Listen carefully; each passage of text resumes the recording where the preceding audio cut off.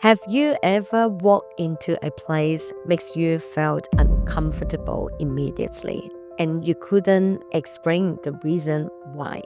I experienced this once in the hotel room when I was on a holiday. I walked into the room and everything looks fine and looks really fantastic setup. It was a really good hotel as well.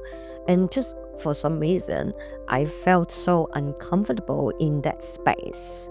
And at night, I didn't sleep well.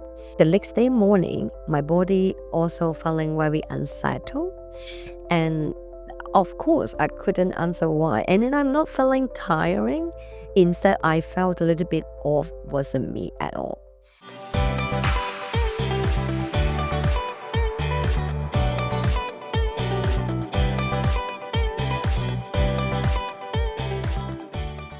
I know Feng Shui for many years because I am Chinese. I born in Hong Kong, and Feng Shui has been a part of my life journey. And also, I learned a lot from my parents, from my auntie, and they all talking about how Feng Shui can bring them the fortune. When I met today's special guest, and I'm reading her book and learn about Feng Shui isn't about spiritual or mystical. Instead, Feng Shui is more about energy awareness. And now I'm going to be welcome our special guest today to talk about one of our Wonder Wellness, energy wellness. Welcome, Jen, to the Wonder Voice. Thank you so much, Rachel. It's so wonderful to be here. Yes, absolutely. I cannot wait to hear all of your insight. And funny is that is like we always say we want to be letting go of negative energy. However, people only say we want to letting go, but we don't know how to.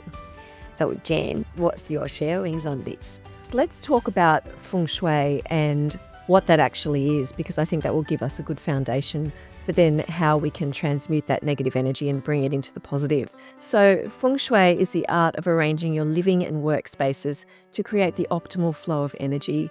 It's about your relationship with your environment and your surroundings and how the energy in your surroundings can impact you on a mental, physical, and spiritual level. Ancient Chinese masters discovered that different patterns of energy affected the human body and mind.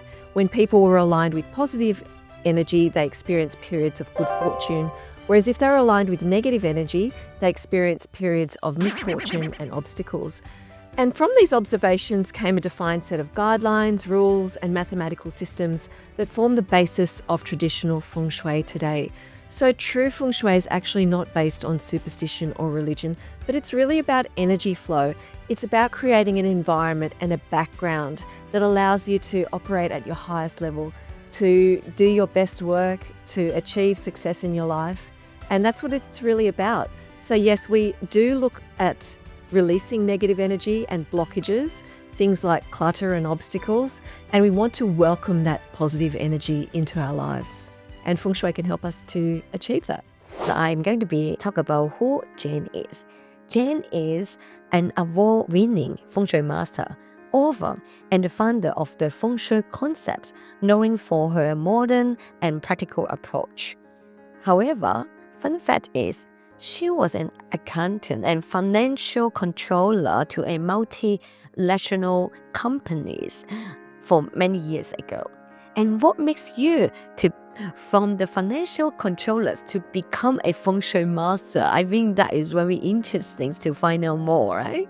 Well, the short story is that a psychic told me to do it. So when I had my first child, who's now 19, I saw a psychic on the advice of one of my friends, and she said to me that the corporate career is over and now you need to go and study interior design. And at the time, I'd been renovating my own home with my husband, and I loved it. I used to pore over the design magazines and watch all the shows, and I was very interested in it. So when she mentioned that, I thought, oh, what a great idea, and this is a good time to do it as well. When I had a new baby, I knew that I was going to be quite busy. But what I did was I thought it was a great idea, bundled up the little baby, gave her to my mum, and went off to design school for a couple of days a week. And It was the best and I loved it. And then there was a break in the course about halfway through. And I was frustrated because I thought I want to just get this qualification done so I can start practicing ASAP. So I went back to the psychic. And this time she said to me, don't worry about this break in the course. Now you need to study Feng Shui and combine the two. And I see you being really successful at it. And so now I've been doing this since 2008 and absolutely love it. Do you know how I get to know Jane? Actually, one day a video popped up about a presentation of Feng Shui, and the presenter, of course, is Jane. And then what I did is I sent her the message, hey, are you free for a coffee catch-up, because we both based in Sydney. And which is proving that Jane is attracting a positive energy to her life. The reason is because I'm a triple happiness coach.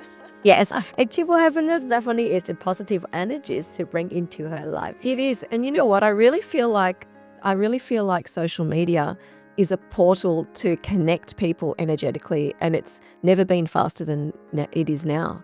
Oh, wow. And this is the book, I got it on the day when I had a coffee catch up with Jane. And since then I've been starting to follow her system, the Feng Shui system, and how I can and just twist those a mini things to help me to feel more comfortable in that environment. Because what we could do is we are the one who can create environments to make us to feel settled and bring the fortunes into our life, right?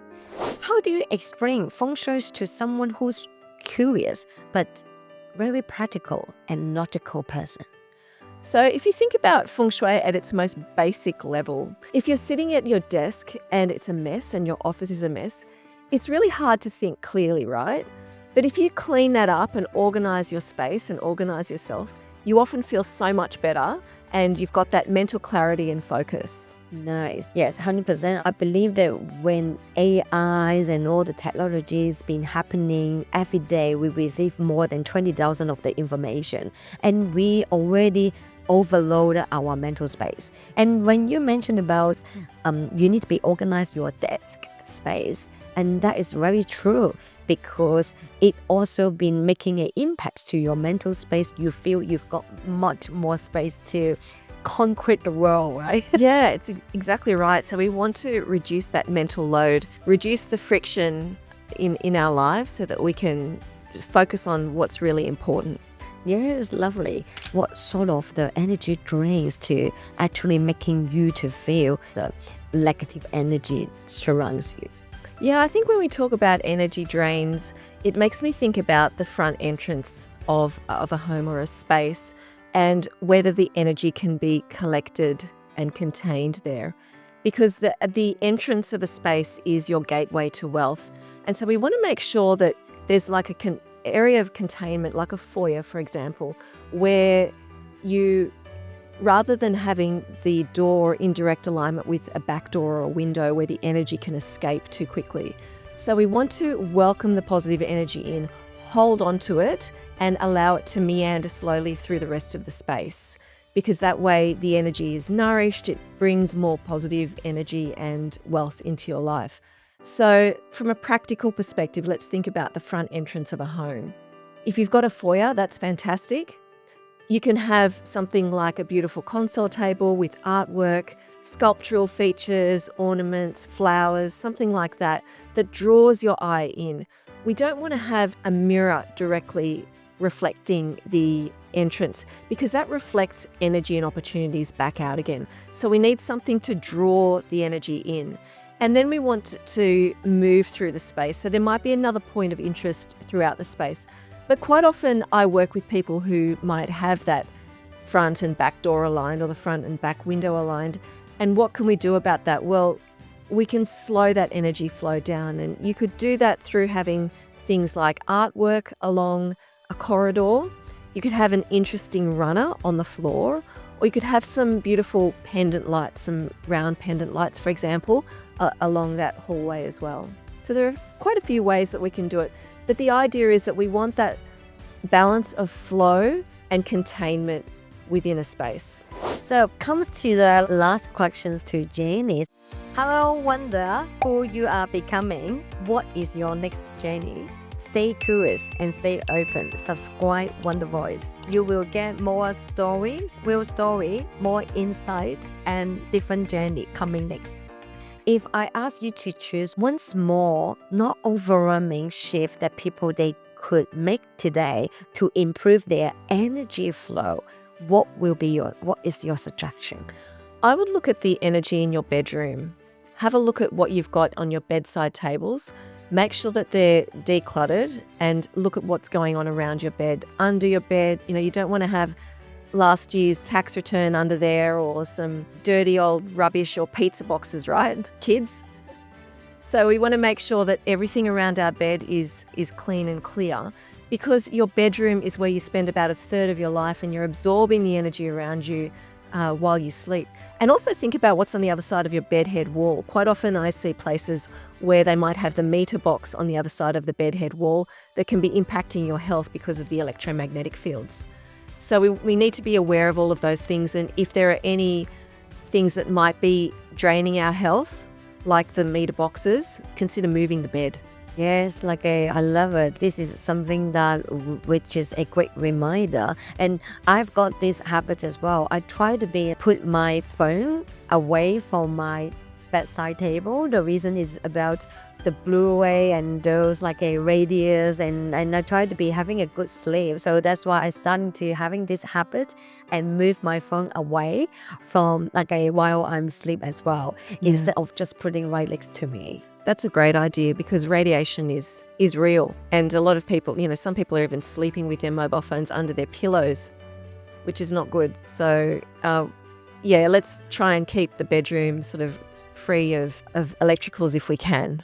Well-being isn't on what we do, it's on what is surroundings to us as well. Feng Shui actually is one of the systems then helping us to create the right environment, and then we can bring in the positivity and let go of the negative as well.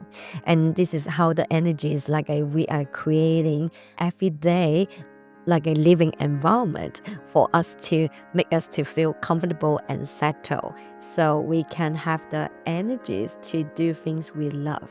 Yes, thanks, Jane. And thank you, as I say, bringing such a really wisdom into the modern life. And then I believe our listeners, they also would love to be connected with you. And we are going to be having upcoming workshops to deep dive a little bit more on how Feng Shui can change your day-to-day energy management. But apart from that, if they want to get this book, the Feng Shui Concept, where they can connect with you and get this book from. Yeah, so visit my website, which is fengshuiconcepts.com.au. And I'm very active on social media as well, like Instagram @fengshuiconcepts. Nice. So make sure you stay tuned on our event page to keep on track when is our next workshop between Rachel Wingman and James to talk more about the energy wellness and also our next Wonder Wellness topic. Bye-bye.